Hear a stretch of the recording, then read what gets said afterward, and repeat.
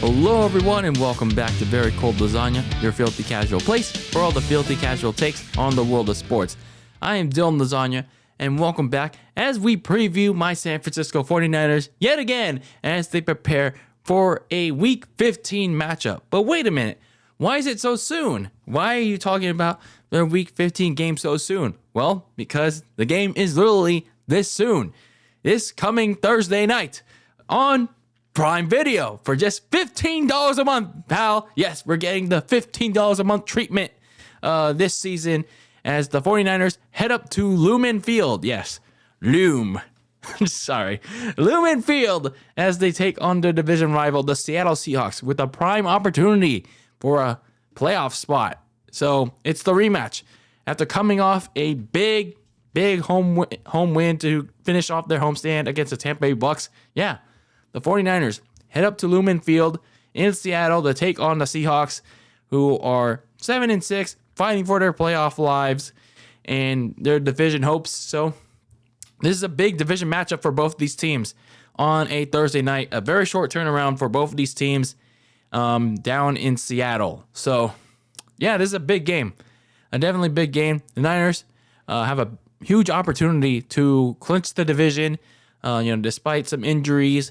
Players being up on a short week. Same thing for Seattle. Both of these teams not exactly in the best of shape going into Thursday night. Seattle a little slightly more healthy than San Francisco, but hey, you could do what you can heading into this Thursday night matchup featuring two division rivals. So anyway, looking back at the week that was in heading into this game for the 49ers, obviously, and their dominant win against the Tampa Bay Bucs in Week 14, you got your first look at in a career start for third-string quarterback Brock Purdy. He started his first ever game, and he dressed to impress, looking efficient in the pocket, doing well under pressure, and the supporting cast looked very strong and sharp as Brock Purdy threw for 2 touchdowns and rushed for 1 against 7-time Super Bowl champion Tom Brady. Yeah. Tom Brady looked like total shit, thanks to the 49ers defense totally shutting him down, pressuring him a whole lot, along with the entire Bucs offense looking like crap, in a total sinking of the Tampa ship, 35-7, improving to 9-4, and here we are at this point, 1 win away from clinching the NFC West.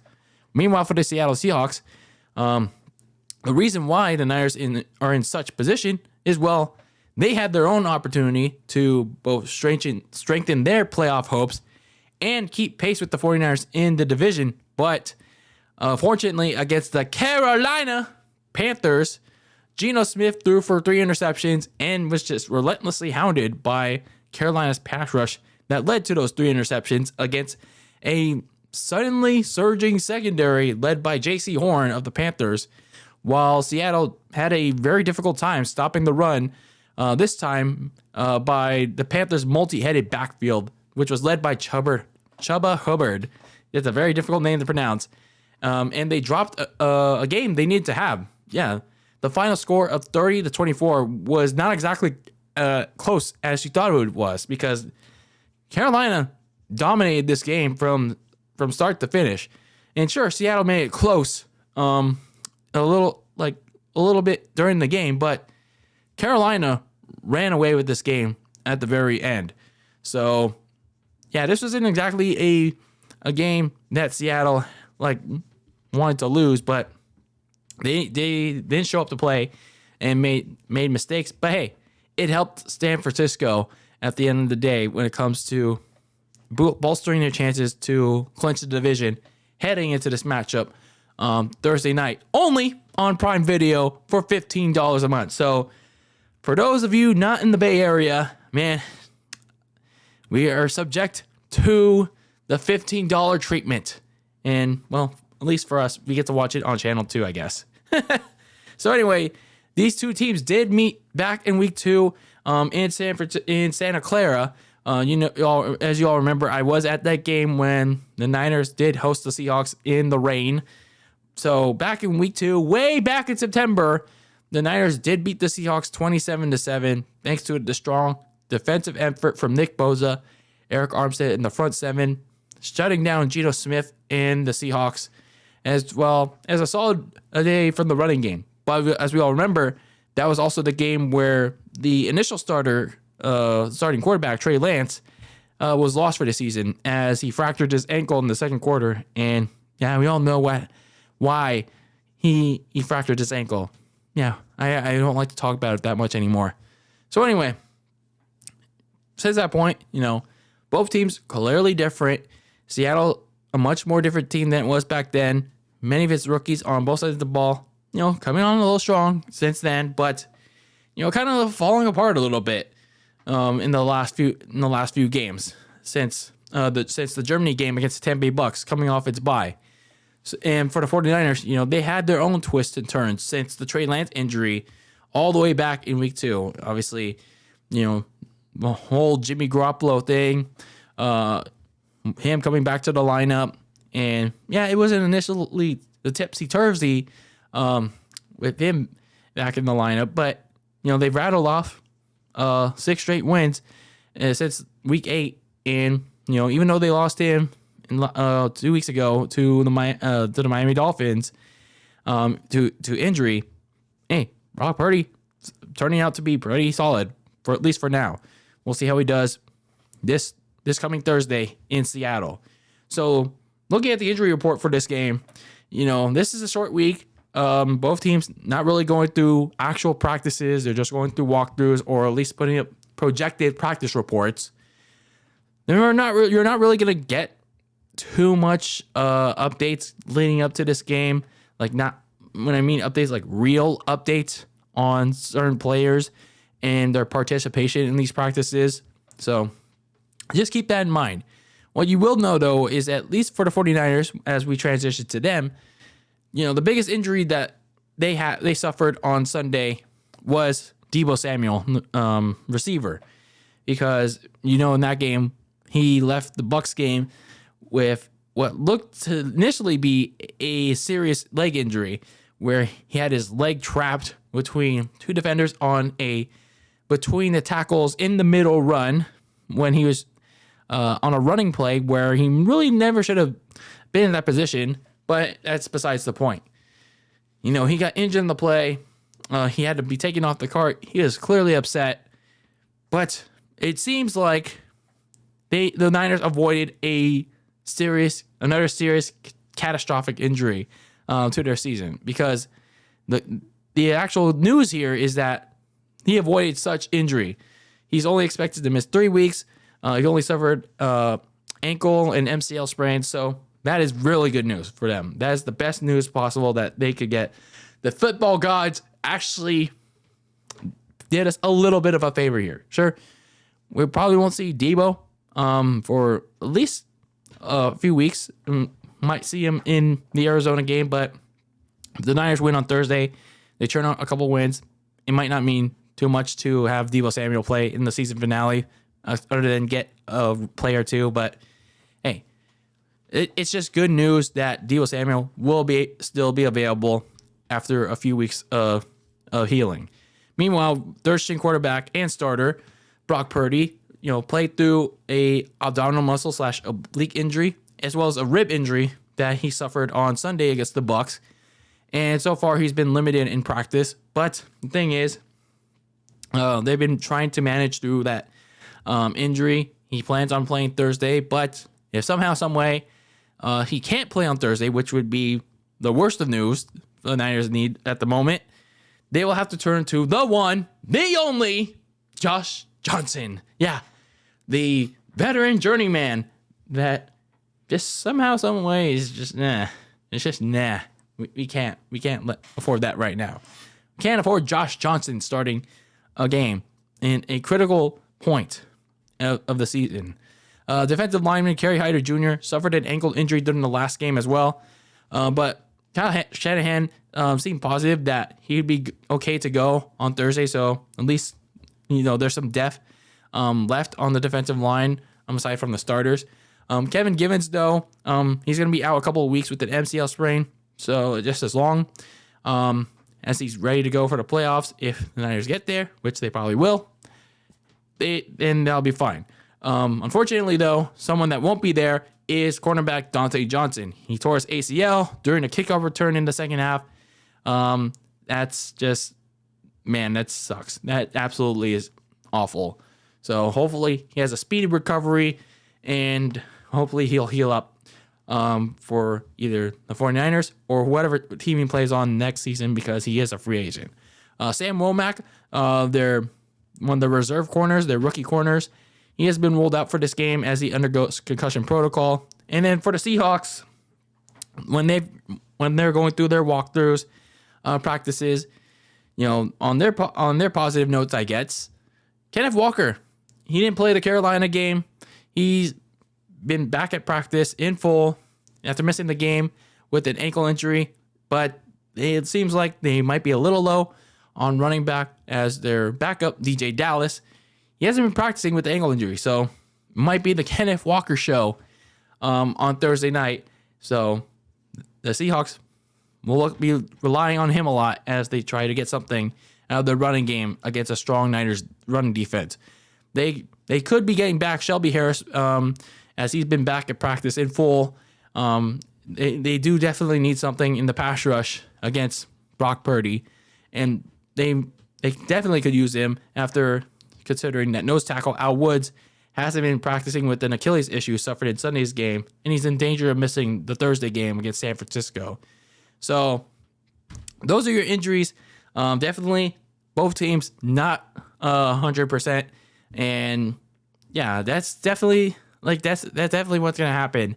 They're not fully healthy, ready to go, but yeah, these Thursday games are kind of a killer in terms of the health, the quality of the players, but I guess it is what it is, unfortunately. And hey, they're getting that Amazon money, right? They're getting that Amazon money. Some players to watch for this coming Thursday, obviously for my 49ers, Brock Purdy. I mean, of course, he did well against the Tampa Bay Bucs, still looking points in the pocket, but why he's a player to watch again? I mean, it's just because, how healthy is he gonna be? He's gonna be playing through this injury that's been reported out. Is he gonna be okay to throw? Can he tough it out? Hopefully he'll be fine. Hopefully these injuries won't affect him too much. So hopefully he'll be okay. The running game of Christian McCaffrey and Jordan Mason still needs to be balanced out. I really wish that Kyle Shanahan can use Jordan Mason more in this upcoming game, because Seattle's run defense got absolutely torched against the Carolina Panthers, and their no-name running game was named in week 14. So maybe this is a good time to make this a balancing act of McCaffrey and Mason. So this is definitely a good time for Jordan Mason to, make a name for himself. Receivers, Raymond McLeod and Danny Gray. So Deebo Samuel's going to be out at least for at least 2 games. So Raymond McLeod and Danny Gray should definitely get more playing time, especially Danny Gray. Like, why hasn't he gotten playing time? And sure, his health has been an issue with that, but give him some opportunities to get some scrimmages in. And I get Raymond McLeod because you saw him try to do those Deebo plays in garbage time, but it's time to unleash the Gray in Seattle. For the Seahawks, obviously you got to watch out for DK Metcalf, Tyler Lockett. They've been the most consistent players on the Seahawks offense and the offensive line.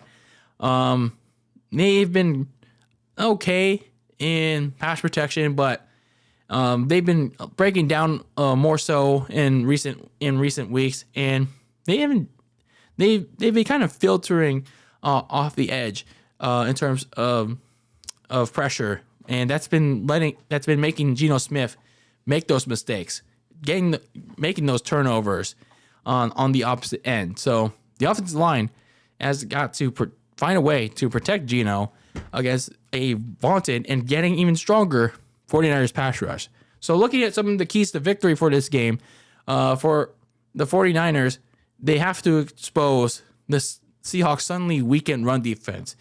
I mean, obviously, different team, different situation, but this is an opportunity for Christian McCaffrey and Jordan Mason and, well, whoever else they activate behind those two to actually attack on the ground. Kyle Shanahan loves to run the ball so much. This is a great opportunity to actually do it. And considering that, Brock Purdy may not be 100% going to this game, and sure, he still wants to make Brock Purdy throw, and yeah, that's fine. Kyle Shanahan's thing is to run the damn ball down our throats as much as we don't like it.